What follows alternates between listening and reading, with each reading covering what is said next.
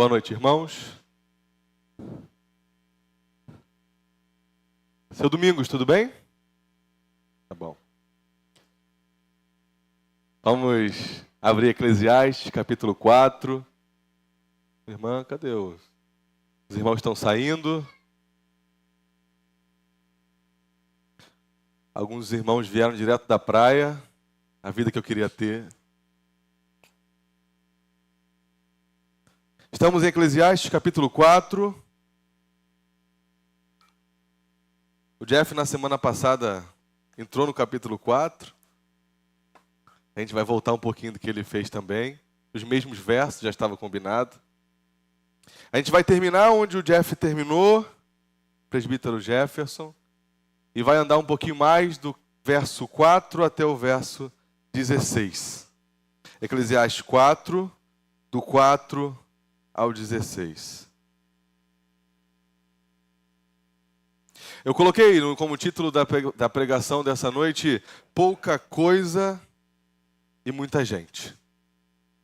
Pouca coisa, muita gente. A gente vai entender um pouco melhor à medida que a gente for lendo, mas eu queria que a gente começasse lendo o texto hoje. Eclesiastes, capítulo 4, a partir do verso 4, diz assim: Então vi que toda fadiga e toda habilidade no trabalho provém da inveja do ser humano contra o seu próximo. Também isso é vaidade, correr atrás do vento. O tolo cruza os braços e destrói a si mesmo. Melhor, é um punhado de descanso do que ambas as mãos cheias de trabalho e correr atrás do vento. Então considerei outra vaidade debaixo do sol. Um homem sem ninguém, que não tem filhos nem irmãos, mas que não cessa de trabalhar, cujos olhos não se fartam de riquezas. Ele não pergunta, para quem estou trabalhando, se não aproveito as coisas boas da vida? Também isso é vaidade e enfadonho o trabalho. Melhor é serem dois do que um, porque maior é o pagamento pelo seu trabalho. Porque se caírem, um levanta o companheiro, mas ai do que estiver só, pois caindo não haverá quem o levante. Também se dois dormirem juntos, eles se aquecerão. Mas se for um sozinho, como se aquecerá? Se alguém quiser dominar um deles, os dois poderão resistir. O cordão de 3 dobras não se rompe com facilidade. Obrigado, Pet. Vamos orar, meus irmãos? Fechem os olhos. Senhor, nós te adoramos. Bendizemos o teu nome pelo teu cuidado e o teu amor. Acabamos de ler a tua palavra, que é santa, útil para nos ensinar, para nos aconselhar, para nos corrigir. Acabamos de ouvir a tua voz, Senhor, mais uma vez. Pedimos, Deus, que o Senhor tire dos nossos pensamentos, das nossas almas, Senhor, aquilo que nos perturba, nos tira a concentração, para que possamos ouvir o teu conselho dessa noite, para que possamos compreender aquilo que o Senhor quer nos ensinar. Nos ajuda, Senhor, nos ajuda a entender a tua palavra. Oramos assim em nome de Jesus. Amém. Amém. Há alguns anos, alguns vão lembrar, acho que boa parte não vai lembrar, mas uma boa parte que ainda já estava aqui, porque fazem alguns anos mesmo, acho que quase 10 anos, 7 anos, 6, 7 anos. Vão lembrar que no final do culto, o pastor Hilton falava assim que acabava a última oração, a bênção apostólica era impetrada, ele dizia: temos palha italiana hoje. Não sei se os irmãos lembram. Quem vendia palha italiana era eu e Mirari. Né? A gente vendia tudo aqui. Não sei se era porque ele falava isso, aí todo mundo comprava, ou vocês queriam que a gente casasse, mas vocês compravam, vocês me ajudaram. A gente vendia todas as palhas italianas aqui na igreja, a gente vendia palha italiana na praça. Então acabava uma reunião na praça, a gente estava vendendo palha italiana, eu subia naquela mesa do Novo Campo Grande e vendia. Você lembra, Yuri? A gente vendendo palha italiana. Muita gente aqui pagou o salão que a gente não podia pagar sozinho. Muita gente, pouca coisa. O salão foi pequeno, foi o que coube no bolso, o que coube nas palhas italianas. Aliás, a casa era menor também, pouca coisa. O apartamento, a vista do apartamento era para o tijolo do vizinho.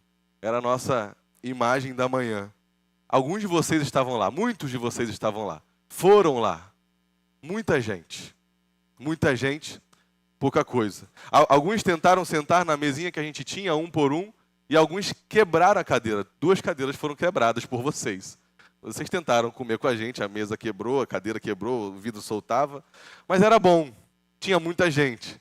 Pouca coisa, mas muita gente. Eu me lembro da sensação, e eu me lembro muito dessa sensação, de estar na janela do quarto que dava para o estacionamento do prédio e ficava direto onde eu colocava o carro, um Celta preto, e eu sempre achava o Celta preto de cima muito bonito. Eu lembro dessa sensação de olhar o carro de cima e falar, é muito bonito o carro de cima, aqui de cima. Uma vez eu chamei a Mirada para falar isso. Olha como é bonito de cima era bonito. Eu olhava de cima e falava, caramba, que carro bonito visto de cima. Pouca coisa. Era pouco mesmo. Mas deixava a gente contente. Contar um segredo aos irmãos. Sempre quando a gente passa ali, era na Agulhas Negras, a gente para e passa bem devagar. A Mirelle brinca comigo. Algum dia os nossos filhos vão ficar com muita raiva disso, porque a gente sempre passa e fala assim para eles. Sabia que a gente morou aqui? A gente sempre fala isso para eles.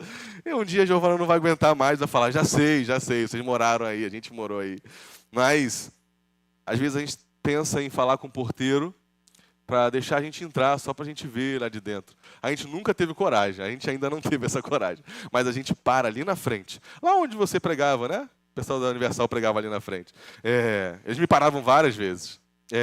Enfim, eu ouvi algumas vezes. Mas a gente, às vezes, tem vontade de parar ali e ficar olhando. Às vezes a gente faz isso. A gente já parou com as crianças, ficou ali olhando, falando como é que era, onde a gente comprava as coisas e fazia o que a gente fazia. Lembrando, pouca coisa.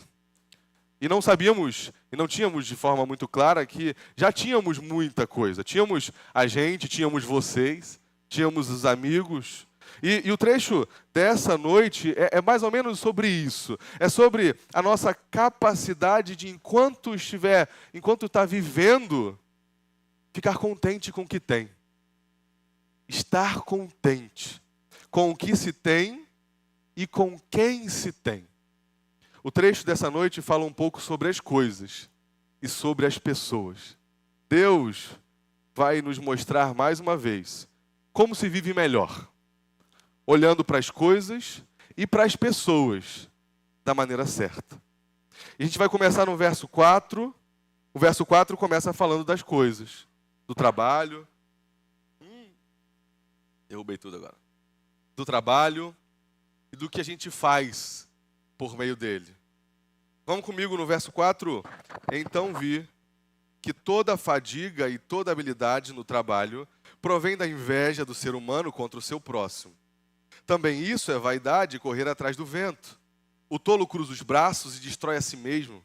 Melhor é um punhado de descanso do que ambas as mãos cheias de trabalho e correr atrás do vento. O primeiro momento aqui dessa noite é que a gente deveria, o conselho do sábio Salomão, é que a gente deveria se contentar com o que tem. O segundo conselho dele é que é melhor viver com amigos. Vamos para o primeiro. É melhor se contentar. Então vi que as pessoas trabalham por inveja. Salomão começa a dizer que essa vida debaixo do sol é cruel. E que tudo que a gente faz, de certa forma, é para ter mais. Mais que alguém. Mais que o outro. Desde que o pecado entrou nesse mundo. Desde que a poeira do pecado, como disse o Jeff na semana passada, entrou na nossa história, a nossa relação com o mundo e com as pessoas foi manchada. Parece que o mundo é uma briga de soma zero. Para eu ganhar, alguém tem que perder. E vice-versa. Você percebe isso em casa? Se você tem 2 filhos, você já percebe isso. Para um ganhar, alguém tem que perder. A gente nasce assim. É só você ver eles com os brinquedos deles. Começa lá com os brinquedos e continua à medida que os anos vão passando. Briga, inveja. Se o outro tem, eu também tenho que ter. Se o outro é, eu também tenho que ser. Você percebe isso no trabalho? No trabalho a gente vê briga, intriga, inveja para um ganhar. Na nossa mente, alguém tem que perder. Querem o que o outro sabe, o que o outro tem, o que o outro faz. E pior, você percebe isso dentro da igreja? Você consegue perceber que dentro da igreja você pode ver gente que quer o que o outro tem? Gente que quer cantar como o outro canta, tocar, pregar, falar, ter o que o outro tem, fazer o que o outro faz. A Bíblia diz isso e ela é brutalmente honesta. Ela é brutalmente honesta em dizer, nós somos assim. A gente faz as coisas, trabalha, busca coisa para ter mais do que os outros. E se eu não posso ter, é melhor que o outro não tenha. Assim eu fico mais tranquilo. 1 minuto, eu estou querendo o bem do outro. No outro, quando ele consegue, você pensa, por que eu não tenho? Às vezes você fica até com raiva de Deus de pensar, por que uns chegam lá e eu não chego? O que eu estou fazendo de errado, Deus? O mundo corre para ter mais. O mundo corre para ter mais e mais o tempo inteiro. E a gente se cansa assim. Cansa por isso, por mais. Cansa, mas não para. A gente aprende rápido a não se contentar com as coisas. Rapidamente, o Celta não é mais tão bonito, então você quer outro carro. Rapidamente, o apartamento está pequeno demais e aí você quer um maior. Um restaurante maior, umas férias melhores, pessoas, e aí você vai querendo mais e mais. A gente não precisa de ninguém ensinando a gente a fazer isso. A gente naturalmente caminha para isso. O que era suficiente não é mais. Logo, logo não é mais. E, no fundo, quando a gente pensa assim ou vive assim, o que a gente está fazendo é olhando para Deus e dizendo, Deus, você não sabe o que eu preciso. Você não entendeu ainda o que eu preciso, Deus. A falta de contentamento é uma fala direta a Deus, dizendo, Senhor, tu deverias saber o que eu preciso. Você ainda não entendeu o que eu preciso ter nessa vida. Assim a gente vai se estressando, vai caminhando, vai correndo atrás do vento. E a saída disso normalmente também é uma confusão gigante. Primeiro você pode fugir disso cruzando os braços. Você cruza os braços e, seguindo a filosofia do Zeca, o Zeca Pagodinho, deixa a vida te levar. Essa é uma opção. É uma opção que existe, que muita gente segue também. Deixa a vida te levar, já que tudo é vaidade e que tudo é correr atrás do vento, então eu vou cruzar os braços e vou deixar a vida me empurrar. Salomão percebeu isso, viu isso nas pessoas e disse no verso 5, o tolo cruza os braços e destrói a si mesmo. E a gente percebe pela Bíblia que essa não é a forma certa de viver. Diante de um cenário em que tudo é corrupto e tudo está misturado com pecado e tudo tem a ver com inveja e tudo gera essa angústia, a saída não é cruzar os braços. Quem cruza os braços e não quer trabalhar e não quer fazer nada, porque tudo é vaidade, é o que a Bíblia chama de tolo. O tolo é assim, aquele que não faz nada, cruza os braços, preguiçoso. Ele é aquele que, de certa forma, destrói a si mesmo. Não trabalhar, deixar a vida te levar, não é a saída que a Bíblia te oferece. Mas então, qual é a saída? Porque você pode sair de um lado e correr para um outro lado. Você pode dizer, bom, se cruzar os braços não é a saída, então conta comigo que eu vou arregaçar as mangas e eu vou trabalhar. E aí você vai para um outro extremo, que é a pessoa que acha que se ela colocar todo o esforço no trabalho e todo o tempo e energia e pensamento nele, ela então vai conseguir aproveitar a vida da forma certa. Essa pessoa, que a gente costuma chamar de workaholic, viciado em trabalho, ironicamente chama a família para conversar e diz assim para elas, olha, a partir de agora eu vou viver para dar uma vida melhor para vocês. E para que eu dê uma vida melhor para vocês, eu não vou participar muito da família, tá? É porque eu tenho que trabalhar mais, ficar mais tempo lá. Então assim, mas é para vocês que eu não estou com vocês. É o outro lado. Por um lado, uns cruzam os braços. Por outro, outros arregaçam a manga para trabalhar. Trabalhar até a última gota. Dar o sangue. Ralar. É uma opção também. Você pode deixar a vida te levar, ou você pode ralar muito para dar um bom futuro para todos que estão à sua volta. Mas a Bíblia também diz que isso é correr atrás do vento. Então qual é a saída que a Bíblia nos oferece? Vamos ler junto o verso 7 e 8. O verso 7 vai dizer: então considerei outra vaidade debaixo do sol. Um homem sem ninguém, que não tem filhos nem irmãos, mas que não cessa de trabalhar, e cujos olhos não se fartam de riquezas. Ele não pergunta para quem estou trabalhando, se não aproveito as coisas boas da vida. Também isso é vaidade e enfadonho trabalho. Esse é aquele que escolheu o outro lado. Mas no meio disso tudo, a Bíblia nos apresenta uma saída um pouco diferente e muito difícil de se viver. E essa saída está justamente no centro, o verso 6. O verso 6 diz assim: melhor é um punhado de descanso do que ambas as mãos cheias de trabalho e correr atrás do vento. A imagem aqui é clara. Deus está nos dizendo que é melhor que você encha a mão de trabalho. Trabalhe firme, trabalhe duro mesmo, trabalhe de verdade. Seja o melhor que você puder ser, o melhor da sua repartição, o melhor do seu quartel, o melhor daqueles que você conhece. Procure fazer o máximo possível. E aqueles que são viciados em trabalho, do grupo aqui da esquerda, eles de alguma forma vão dizer: aleluia, Senhor, é isso, fala a Deus. Aí cutuca a esposa, o marido, fala: tá vendo? Por isso que eu trabalho. Porque Deus mandou eu trabalhar. Encha a mão de trabalho. E os tolos, os preguiçosos, vão até bater na madeira agora, várias vezes. Não, Senhor, para que isso? Misericórdia. Mas percebam que o conselho é: encha a mão de trabalho, uma delas, e a outra de descanso. A verdade é que o equilíbrio difícil de fazer é que a Bíblia nos ensina que a gente deve encher uma mão de trabalho e uma outra mão de descanso. Você deveria soltar um pouco de trabalho para encher essa mão de descanso. A imagem do verso 6 é que um punhado de descanso é melhor do que as duas mãos cheias de trabalho. A vida bem vivida, biblicamente, é aquela que tem uma mão cheia de trabalho e outra mão cheia de descanso. Difícil, não é? Difícil você conseguir conciliar as duas coisas. Saber que, olha, eu posso até botar um pouco mais de trabalho nessa mão, mas aí eu vou perder o que deveria ser o meu descanso. Aos poucos, alguns enchem as duas mãos de descanso e outros as duas mãos de trabalho. E o que Deus está mandando a gente fazer é: solta uma e pega o que está faltando da outra. Uma mão de descanso e outra mão de trabalho. Eu não sei qual é a tradução da sua Bíblia, talvez na sua Bíblia está dizendo que o tolo diz isso, mas na nossa tradução aqui diz que o sábio é o próprio Salomão falando. A sua vida é muito maior que suas conquistas.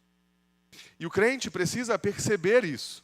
Contentamento é a palavra que a teologia usa para falar sobre isso. Você deveria olhar para a vida e se contentar com o que tem. E não me venha com a ideia de que contentamento é não trabalhar. Porque não é isso que a gente está falando aqui. É uma mão cheia de trabalho e outra mão cheia de descanso. Você já aprendeu isso? Eu fico brincando que ler Eclesiastes é aprender a viver. E a gente está caminhando para mais um trecho de Eclesiastes. Eclesiastes está dizendo que uma vida bem vivida é uma vida que tem uma mão cheia de trabalho e outra cheia de descanso. Você já aprendeu isso? O quanto tem de trabalho demais na sua vida? O quanto tem de descanso demais na sua vida? Você já parou para pensar o quanto de tempo que você investe em seu trabalho e o quanto que você investe no seu descanso? Contentamento, para a Bíblia, para Deus, é a saída para o crente viver, de fato, a vida que ele deveria viver aqui. A vida é muito melhor com trabalho e também muito melhor com descanso. Contente-se, portanto, com a sua família, com a sua igreja, com o seu trabalho. Contente-se com tudo isso. De certa forma, sempre vai ter mais trabalho. De certa maneira, sempre vai ter mais descanso. Aqui está a dificuldade. Aqui está onde a gente tem que ter sabedoria. Aliás, você quer saber como você pode saber se você está trabalhando demais ou trabalhando de menos? Pergunta para as pessoas ao seu redor. Elas vão te ajudar. E é por isso que a gente vai falar de amigo aqui. Olha para Jesus.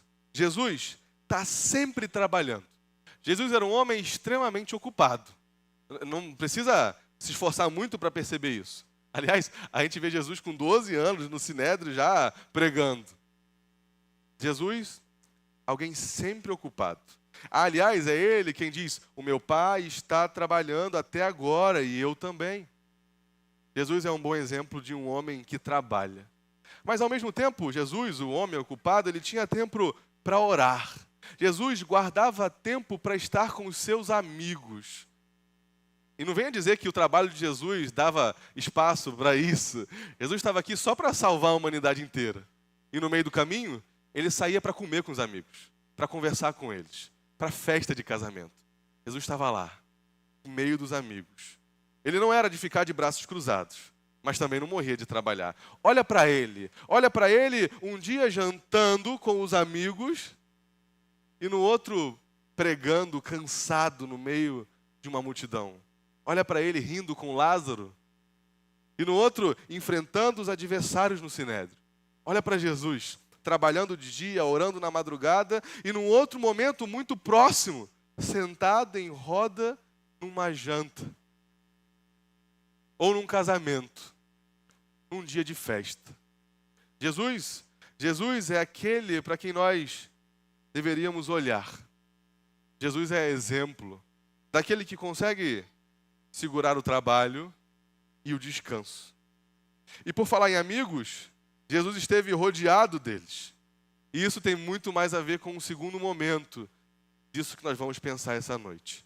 Aliás, nós pensamos mais uma vez em trabalho. Que a gente aprenda a trabalhar o que devia e a descansar o que devia enquanto nós estivermos lendo Eclesiastes. Eu acho que Deus sabia que a gente teria muita dificuldade com o trabalho. Então ele insiste em falar com a gente continuamente, em todo o livro. Mas falamos mais uma vez de trabalho, falamos mais uma vez de descanso, mas agora Salomão, o sábio, vai tomar um tempo para falar sobre amizade. Abram comigo Eclesiastes 4, agora a partir do verso 9.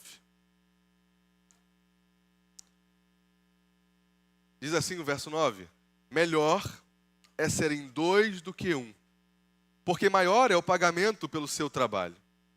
Porque se caírem, um levanta o companheiro. A frase inicial do sábio é: melhor serem dois do que um. Da mesma forma que o pecado, quando entrou no mundo, afetou a forma que a gente se relaciona com o trabalho, com as coisas, com as posses, o pecado, quando entrou no mundo, afetou a forma que a gente se relaciona com todas as pessoas. A gente tem dificuldade agora de se relacionar. Se você não tem, talvez você não esteja se relacionando com ninguém. Porque é difícil, todo relacionamento é difícil. Não tem um relacionamento que não seja difícil. Porque desde que o pecado entrou, os nossos relacionamentos foram afetados. Casamentos são afetados pelo pecado.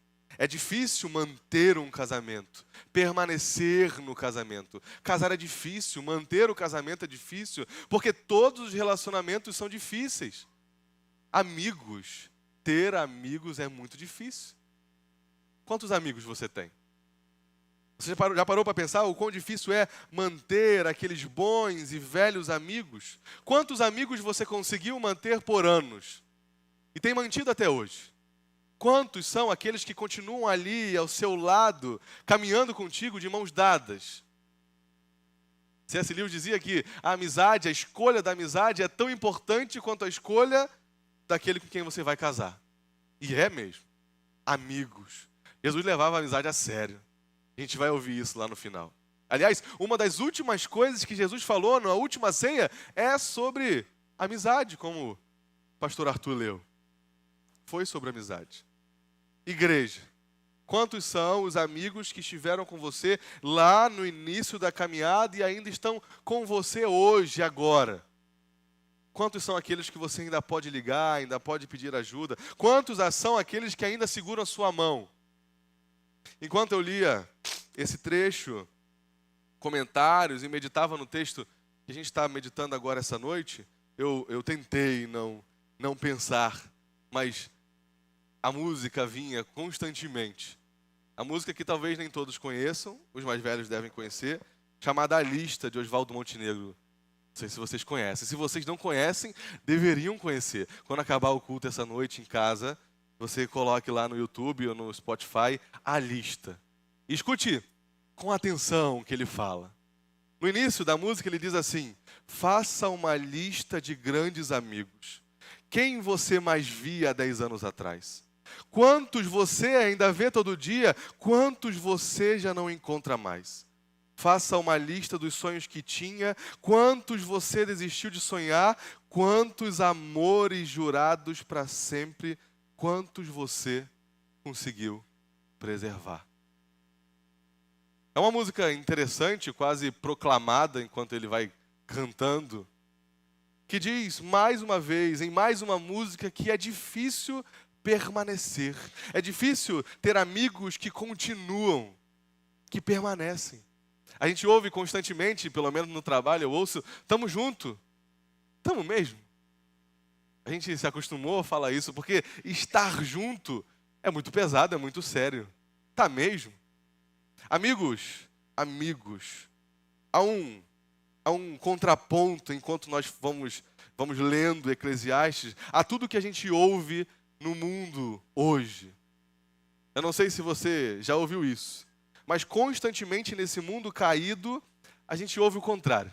Que não é para você buscar tantos amigos assim, e que você nem deveria depender de outras pessoas, você deveria viver só, e ninguém deveria se meter na sua vida. Ninguém deve se meter na sua vida, ninguém deve saber o que você passa, ninguém deve ir na sua casa. Feche as portas da sua casa, ninguém vai se importar de verdade com você. Feche a sua vida, feche seu coração, fecha tudo. Fica sozinho. E aí você vai lutar. Aliás, a vida é isso, é uma guerra.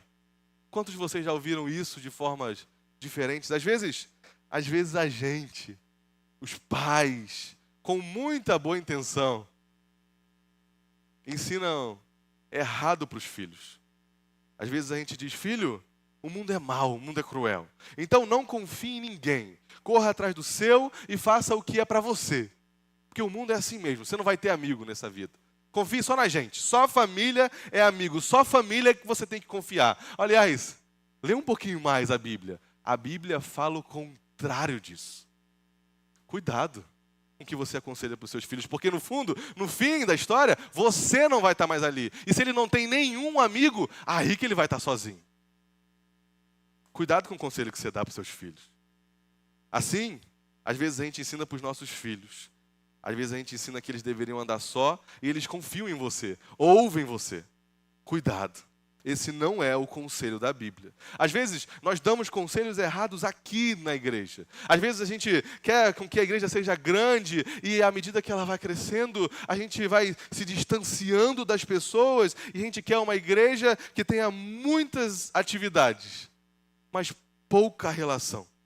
A gente quer uma igreja que não tem ninguém se metendo nas nossas lutas, nas nossas histórias. Eu venho aqui, ouço uma boa pregação, ouço alguns louvores, gosto de um, de outro, até participo da ceia, vejam só. A gente senta na ceia, que é o símbolo da amizade, da mesa, de gente conversando, e sai correndo quando o culto acaba.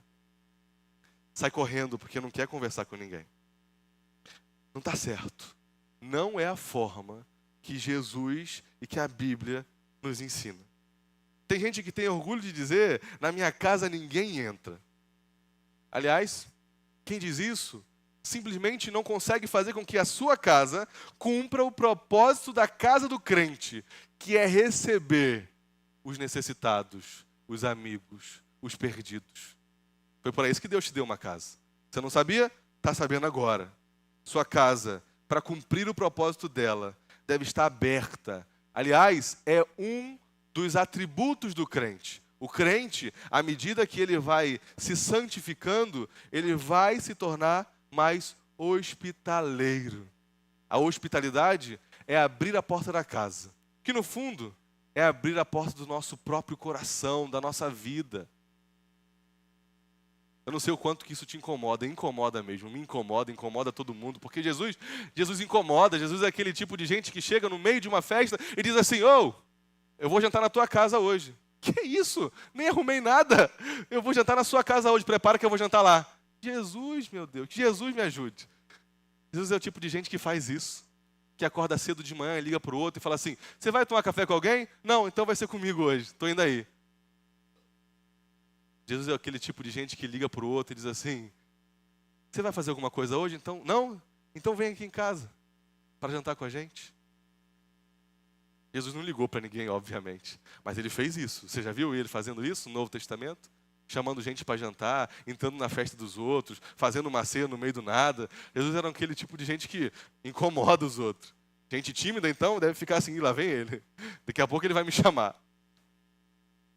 Ele se importa, se envolve, se suja com os nossos pecados. Se suja é ruim, né? Mancha as vestes deles com as nossas sujeiras. Ter a vida aberta para bons amigos é não viver a desgraça do sucesso solitário. Alguns homens dizem, ou diziam no passado, que pior do que sofrer sozinho é vencer sozinho. Pior do que estar sofrendo sozinho é não ter ninguém para brindar no dia que você alcançou o que você deveria alcançar, ou queria alcançar. Naquele dia, como no final do filme Clique, que todos vocês já devem ter assistido. Aquele homem fica ali desesperado, sozinho. Não valeu a pena. Não valeu. Amizade é aquela coisa desnecessária. Lewis dizia isso. Amizade é desnecessária. É tão desnecessária quanto a arte, quanto a música, quanto a filosofia. Amizade é aquela coisa desnecessária que não tem valor de sobrevivência, mas dá valor à sobrevivência. Bonito, né? A amizade. A vida é melhor vivida em conjunto. Você não foi feito para viver de forma isolada. Então, se você veio aqui hoje, Deus quer te ensinar que se você está vivendo de forma isolada, você está vivendo errado. E ler Eclesiastes é aprender a viver, e Deus está dizendo, viva com amigos, procure bons amigos. E a partir de agora ele vai dizer por que é melhor ter amigos do que não ter. Assim como é melhor ser sábio do que não ser, é melhor ter amigos do que não ter. E a primeira coisa que ele diz é que, no verso 10, se caírem, um levanta o companheiro, mas ai do que estiver só, pois caindo não haverá quem o levante.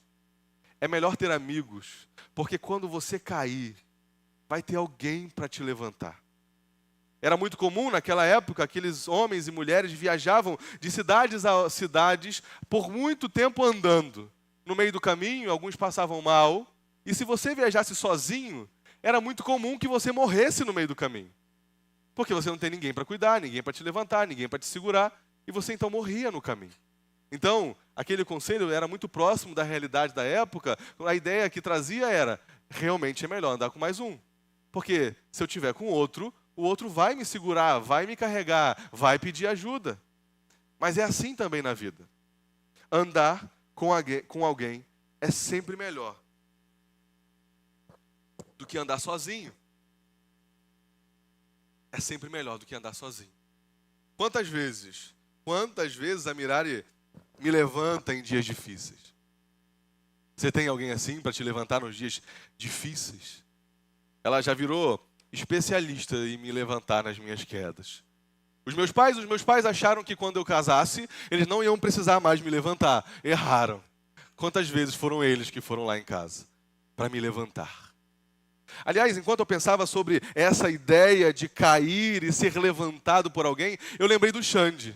O Xande que está ali. O Xande, quando eu tinha 16, 17 anos, eu tinha 17, eu acho, não sei, eu decidi que eu sairia da igreja, eu era recém-convertido, imaturo. Xande já era da igreja há mais tempo e eu tinha acabado de chegar, falei, não quero mais andar na igreja. Xande, na parte de saída da igreja, me chamou e me fez andar mais uma milha.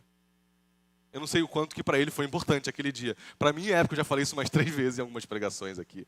Eu me lembrei de tanta gente segurando a minha mão e não me deixando parar no caminho. Eu me lembrei do Maciel, quantas vezes ele fez isso, do Pet, do Renan, da Bárbara, do Ferraz, quantas vezes foram eles que no meio do caminho, sem perceber, seguraram a minha mão e me mantiveram caminhando. Você tem gente assim, que te mantém caminhando quando você cai? Quem são as pessoas que quando você cai, você pode ligar e dizer, me ajuda, eu não estou conseguindo mais andar? Quem está segurando a sua mão nessa caminhada debaixo do sol, que arde, que dá sede, que cansa? Quem são as pessoas que quando a vida te derruba, e a vida vai te derrubar, vão te levantar? É por isso que é melhor ter amigos, porque se você tiver amigos, você vai ter gente para quando isso acontecer, te levantar de novo. É melhor ter amigos, porque se um cair, o outro levanta. Eclesiastes continua dizendo, também se dois dormirem juntos, eles se aquecerão, mas se for um sozinho, como se aquecerá? O primeiro conselho é direto para o casal. É porque é melhor dormir dois do que um. Numa noite fria, eles se aquecem. Aliás, é um bom momento para a gente falar que quando vocês brigarem, continuem dormindo juntos, na mesma cama. É um conselho bíblico. Mesmo que vocês fiquem com raiva um do outro. Continua ali, com raiva mesmo. É melhor estarem os dois do que um sozinho. Mas o texto não é somente sobre casal, o texto é sobre relacionamento de forma geral. É melhor que na noite escura, no dia de frio da alma, você tenha alguém para te aquecer. É melhor, porque a noite da alma sempre chega. E não dá para escapar dessas estações mais frias da nossa história. Não dá para escapar. Esse dia vai chegar. E quando esse dia chegar, é melhor que você tenha alguns bons amigos por perto. Então arrume alguns bons amigos para andar com você. Nessas noites frias, ore para que eles apareçam, para que você seja esse amigo. Amigos para você passar por dificuldades, amigos para você passar por qualquer coisa. Ore para amigos assim. Ore para que você tenha amigos que você pode ligar numa madrugada e dizer que o pneu furou. Mas também amigos para que você possa ligar numa madrugada e dizer que está insuportável o casamento. Ore por amigos assim. Para que você não caminhe sozinho no dia em que você não tiver sentido mais nada, para que no dia que você não consiga mais orar, mais pensar em Deus, mais ler a Bíblia, para que nesse dia você não esteja sozinho, mas tenha alguém para dizer, olha, eu estou te ligando, eu estou te mandando essa mensagem, eu estou vindo aqui, só porque não está mais dando para andar. Eu preciso de você. Porque você precisa de gente. Nós precisamos de gente. E se você ouviu qualquer coisa diferente disso na sua vida inteira, você ouviu errado. A Bíblia está dizendo, você precisa de amigo, você precisa de gente perto de você. Não dá para caminhar sozinho. Você vai ficar com frio e morrer com frio se continuar sozinho. Arrume uns amigos de verdade. Uns amigos para passar com você nessa temporada. Vai passar. Talvez só dure a vida inteira, mas vai passar. É melhor que sejam dois do que um. E ele continua dizendo mais um motivo para ter amigos. Verso 12. Se alguém quiser dominar um deles, os dois poderão resistir. O cordão de 3 dobras não se rompe com facilidade.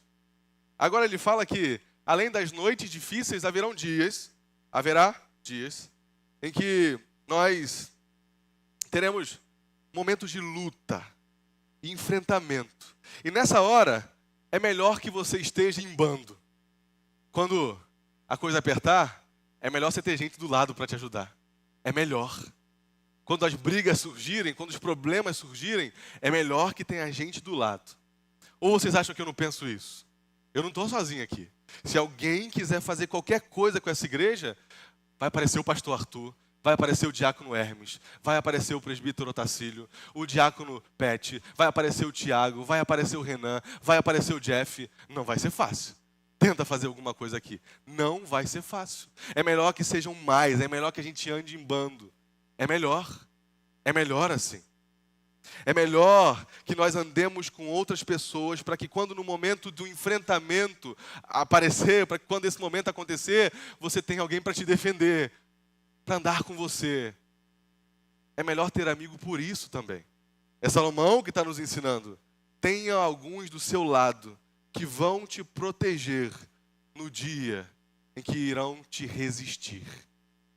Até as crianças podem ser perigosas em bando. Você sabia disso? Você não sabia? Eu não te aconselharia nunca chegar perto de alguma criança aqui dessa igreja. Não tente fazer isso. Você não conseguiria resistir às mães dela, os pais dela.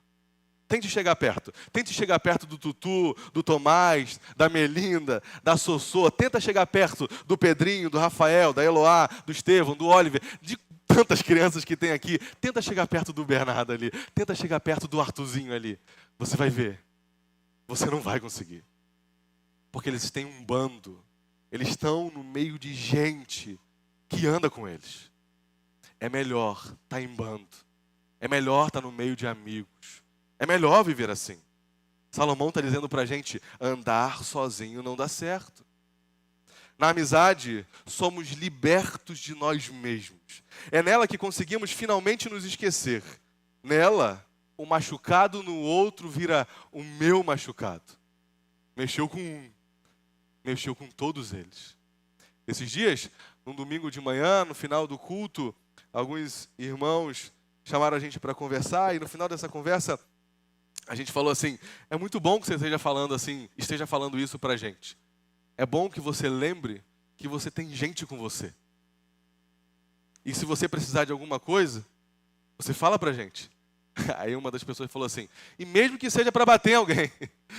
A verdade é que sim, mesmo que seja para bater em alguém. Se alguém tocar nos nossos, a gente está junto.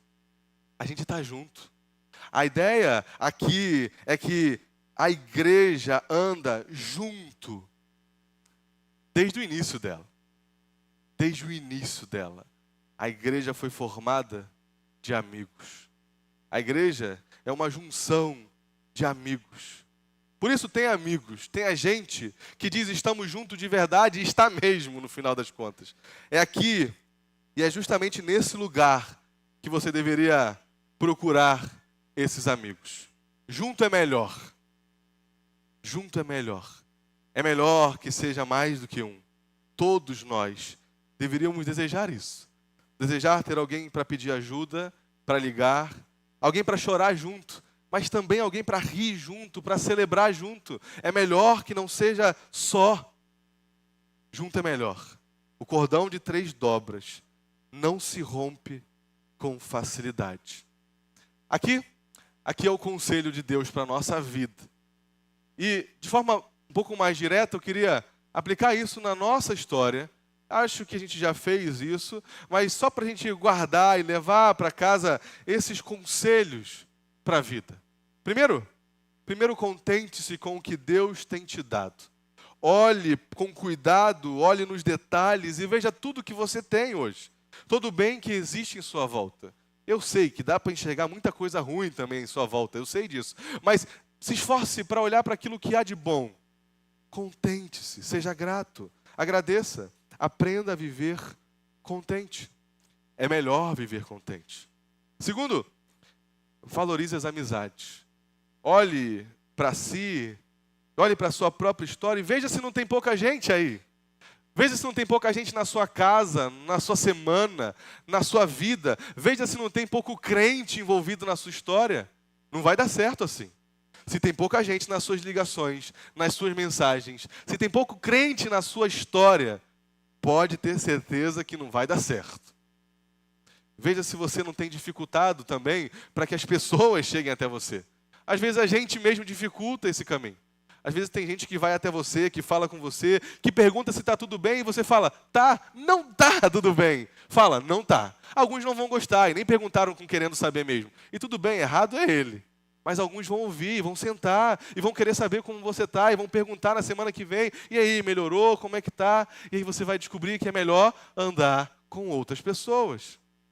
Fique disposto a estar vulnerável Porque amar é estar vulnerável.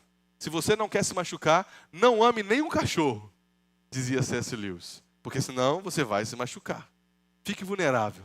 É isso que Deus está te falando essa noite. É melhor buscar ser e ter amigos.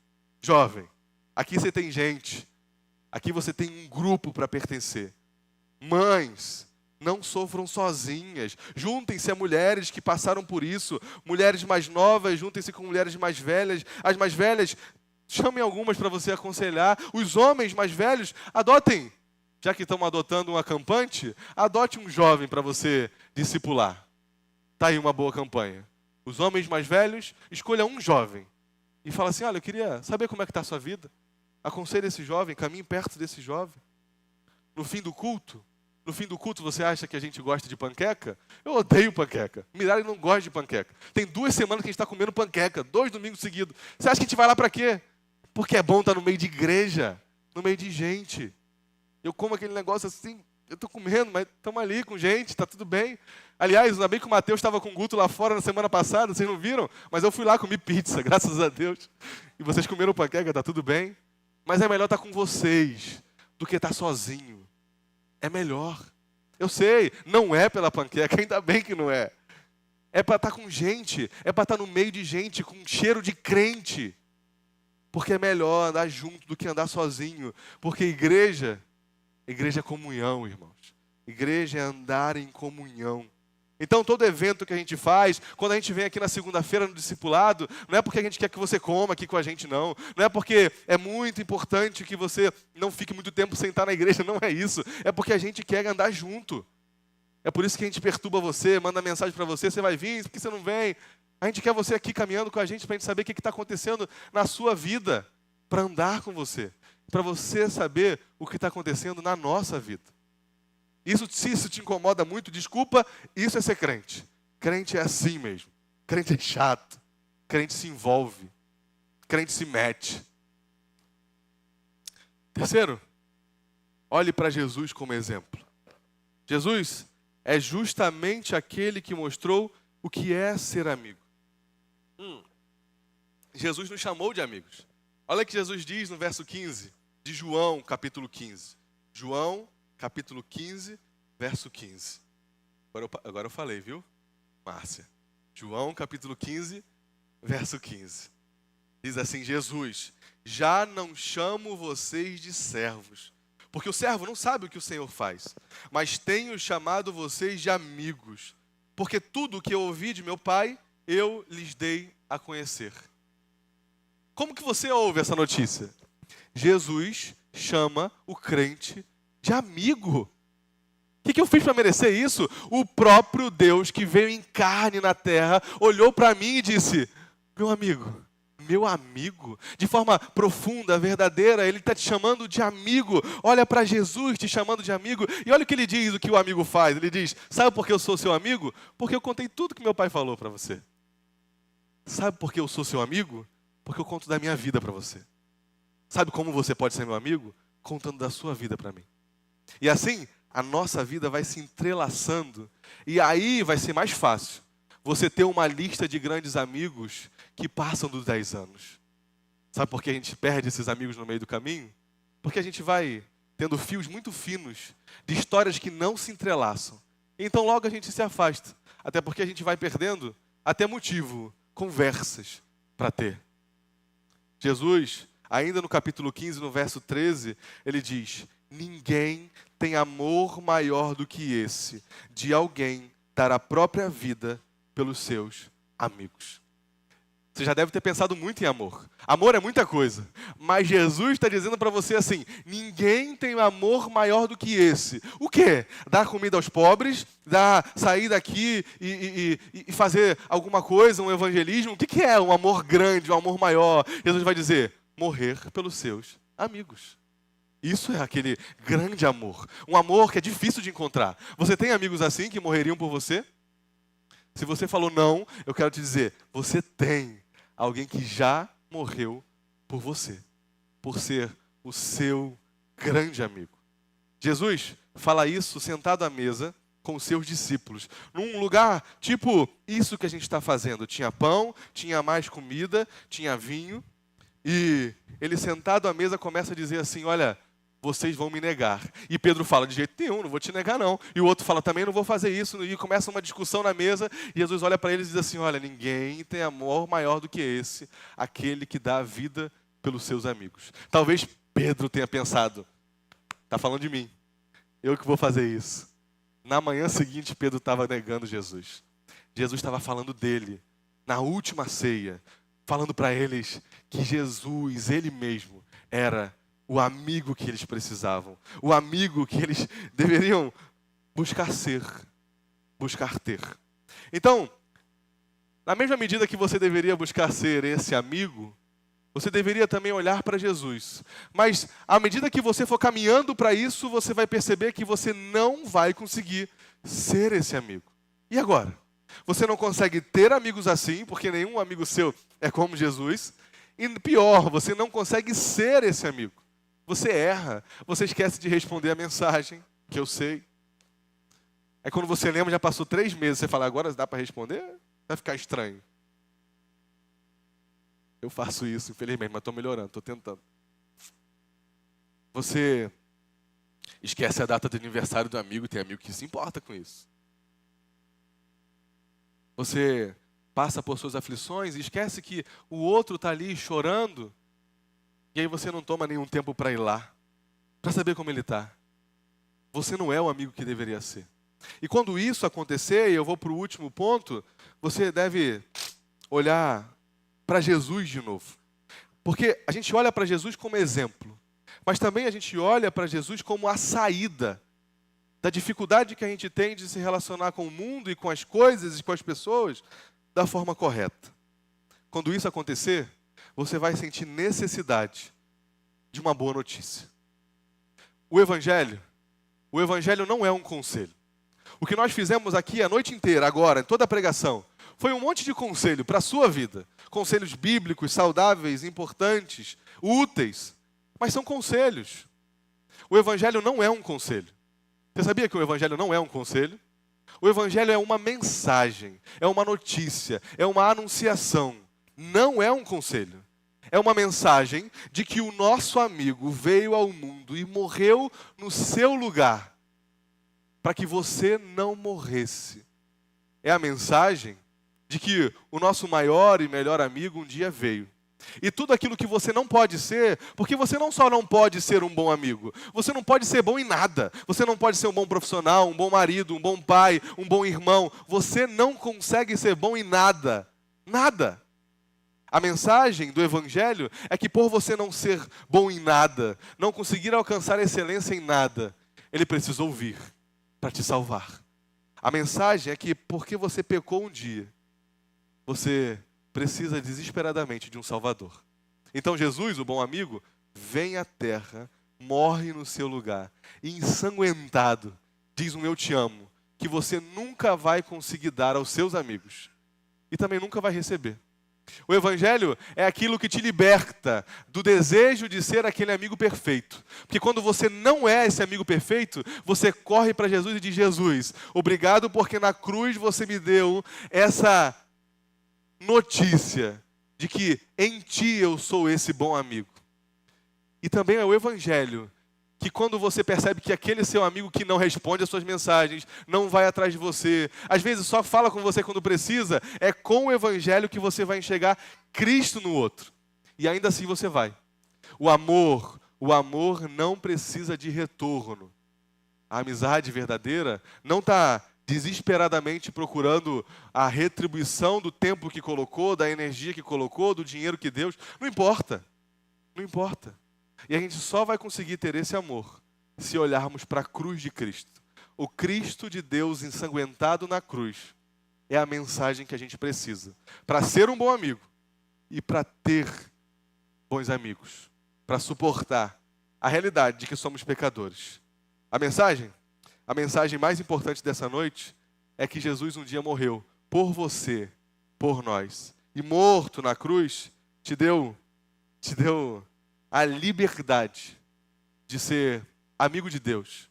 Amigo de Deus. E agora, em sendo amigo de Deus, você pode ser amigo de todos aqueles que aparecerem na sua frente. Isso, aquele povo difícil, estranho, igual você. Você pode ser amigo deles. E você pode ter amigos como eles. Não ande sozinho. Enquanto o mundo te disser, olha, tenha muita coisa e pouca gente, olhe nos olhos do mundo e diga que você preferiu ter muita gente e se contentar com pouca coisa. Oremos mais uma vez. Senhor, nós te adoramos, te bendizemos pelo teu amor e cuidado. Estamos aqui diante da tua palavra e diante de uma mesa que um dia foi posta com os seus amigos. Amigos que também traíram o Senhor. Mas o Senhor ainda assim morreu por eles, segurou a mão deles. Até os colocou como líderes, apóstolos da igreja. Como o Senhor pode ser assim tão bom amigo, Senhor? Como eu posso ser, Senhor, bom amigo como o Senhor é? Me ajuda, Senhor. Nos ajude. Que a igreja em Caxamorra seja uma igreja que vive em comunhão. Uma igreja que sai, que se reúne, que não vive só o domingo à noite, ou a EBD, mas que se envolve, que liga, que chama atenção, que ri junto, que chora junto. Deus, essa vida vai ser melhor se a gente se contentar com o que tem e chamar gente para se contentar com a gente. Oramos assim em nome de Jesus. Amém.